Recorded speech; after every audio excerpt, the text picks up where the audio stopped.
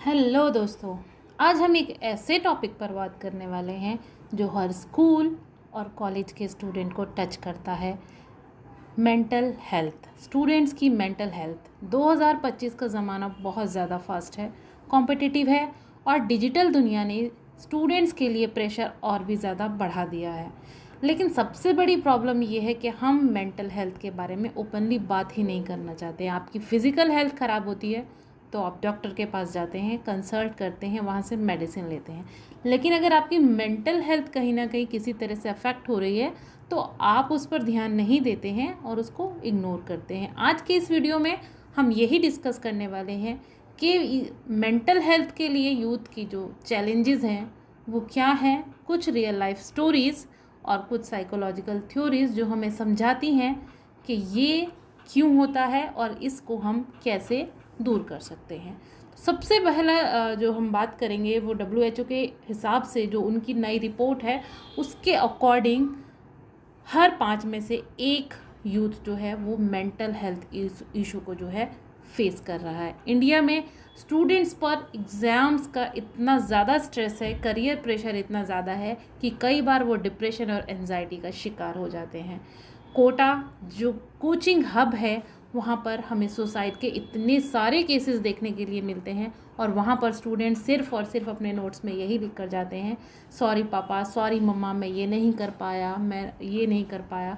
तो इस तरह के जो केसेस हैं वो क्यों आ रहे हैं, क्या इसकी वजह है? क्या हम अपने बच्चों को समझ नहीं पा रहे हैं या फिर हमारे बच्चे जो है वो आज के टाइम के अकॉर्डिंग जो है तैयार नहीं हैं?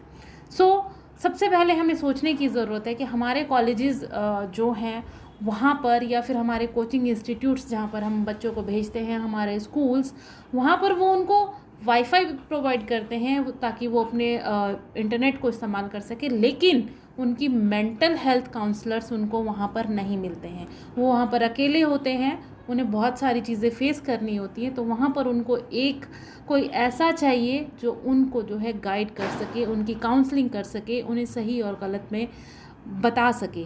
तो यहाँ पर सबसे पहला चैलेंज जो है वो यही है कि हमारे पास जो है काउंसलर्स नहीं हैं, हमारे कॉलेजेस में नहीं हैं, हमारे स्कूल्स में नहीं हैं, हमारे आसपास इस चीज़ की बहुत ज़्यादा कमी है। दूसरा सबसे बड़ा चैलेंज है एकेडमिक प्रेशर्स।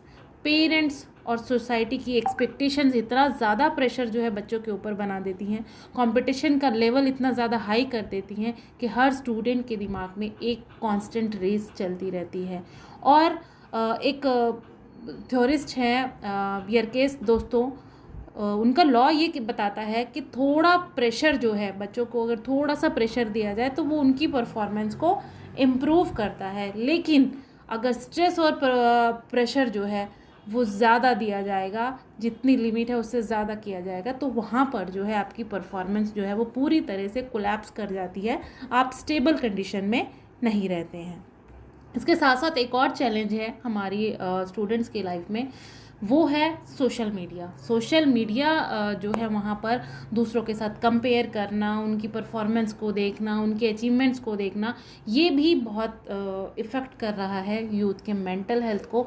इंस्टाग्राम पे एक परफेक्ट लाइफ का इल्यूज़न बनता है और स्टूडेंट्स अपनी रियलिटी कंपेयर करते हैं उन फेक स्टैंडर्ड से। आप इंस्टाग्राम पे अगर किसी की 1 मिनट की लाइफ देख रहे हो, वो 1 मिनट आप देख रहे हो, उसके 1 मिनट के अलावा जो उनकी लाइफ है वो आपको नहीं दिख रही है, तो वहाँ पर आप अपनी लाइफ को उस 1 मिनट की लाइफ से कंपेयर मत कीजिए। फस्टिंगर की सोशल कंपैरिजन थ्योरी जो है वो यही कहती है कि कंपैरिजन जो है वो एंजाइटी और लो सेल्फ स्टीम का मेन रीज़न होता है। तो यहाँ पर आप किसी के साथ कंपेयर जो है मत कीजिए, अपना कंपैरिजन किसी दूसरे के साथ, किसी दूसरे के लाइफ के साथ यूथ को नहीं करना है। यहाँ पर पेरेंट्स का भी बहुत बड़ा रोल है, वो भी अपने बच्चों का कंपैरिजन जो है वो दूसरों के बच्चों के साथ ना करें।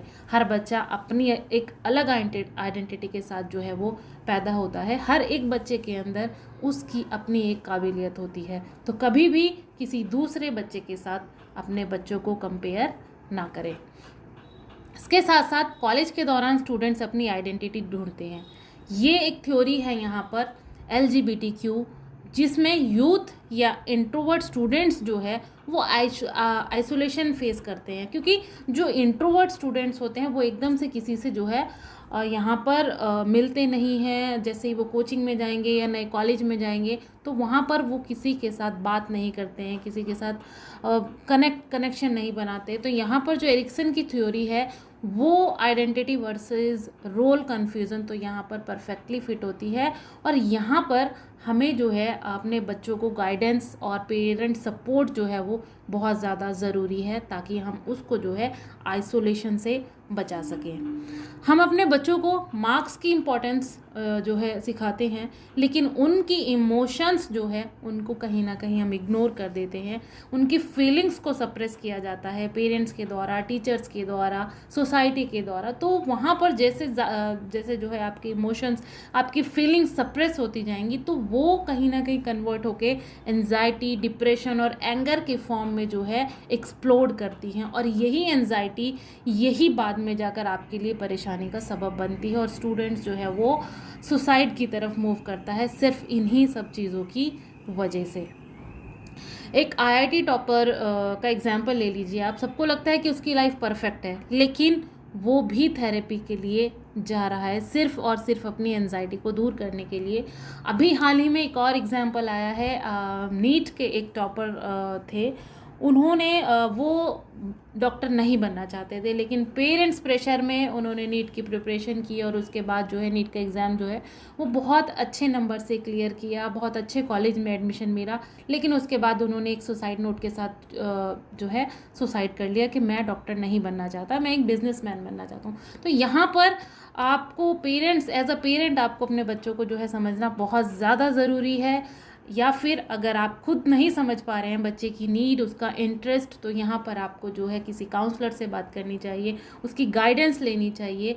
इसी तरह से एक जो ADHD सिम्टम की एक लड़की के एग्जाम्पल ले लेते हैं, तो वो स्कूल्स में बेहतर परफॉर्मेंस नहीं कर पाती, लेकिन जब पेरेंट्स उसके नेचर का एक्सपोजर करते हैं, उसको काउंसलिंग देते हैं, तो उसकी फोकस पावर जो है वो बढ़ जाती है और वो अच्छे से यहाँ पर जो है परफॉर्म करती है। तो ये चीज़ जो है क्लियर होती है कि आपके बच्चे को ज़रूरत है गाइडेंस की, प्रॉपर काउंसलिंग की। तो यहाँ पर स्कूल्स, कॉलेजेस और कोचिंग सेंटर्स का रोल जो है बहुत इम्पॉर्टेंट है। उनको चाहिए कि वो अपने यहाँ पर कोई काउंसलर हमेशा प्रोवाइड करें स्टूडेंट की मेंटल हेल्थ को देखते हुए। मैस्लो एक साइकोलॉजिस्ट हैं, उनकी हायरार्की ऑफ नीड्स ये कहती है जब तक आपकी बेसिक नीड्स जैसे कि स्लीप, बिलोंगिंगनेस, सेफ्टी फुलफिल नहीं होती है, तब तक स्टूडेंट्स का सेल्फ एक्चुअलाइजेशन जो है वो वहाँ तक नहीं पहुँच पाता है। तो यही है कि बच्चे की सबसे पहले जो है उसकी बेसिक नीड पूरी होनी चाहिए। एज अ पेरेंट आपको उसकी बेसिक नीड पर काम करना चाहिए। आप उसकी बेसिक जो उसकी काबिलियत है उसको जाननी चाहिए, वो क्या चाहता है, आपको वहाँ पर जो है उसको अच्छे से समझना है। सबसे बड़ी प्रॉब्लम हमारे यहाँ जो है इंडिया के अंदर वो यही है कि यहाँ पर बच्चों को हम लोग सिर्फ़ और सिर्फ कंपटीशन के दौर में जो है उनको डाल रहे हैं, उनको नहीं समझ पा रहे हैं बिल्कुल भी। डेली माइंडफुलनेस और मेडिटेशन जो है यहाँ पर आपका बच्चों को जो है कराना चाहिए। आपको उनको प्रॉपर स्पोर्ट्स के लिए टाइम देना चाहिए। उनका रूटीन जो है वो वहाँ पर प्रॉपर नींद भी हो, प्रॉपर फूड भी हो, एक्सरसाइज का टाइम भी हो। ये सब चीज़ें जो है इम्पॉर्टेंस रखती हैं आपकी बच्चे की लाइफ में। सिर्फ और सिर्फ पढ़ाई ही इम्पॉर्टेंट नहीं रखती है। पेरेंट्स को चाहिए अपने बच्चों को कंपेयर मत करें, उनकी एफ़र्ट्स को अप्रिशिएट करो जो भी वो एफ़र्ट कर रहे हैं, और उनके साथ ओपन कन्वर्सेशन करो, स्ट्रेस और फेलियर्स के बारे में उनसे बात करो।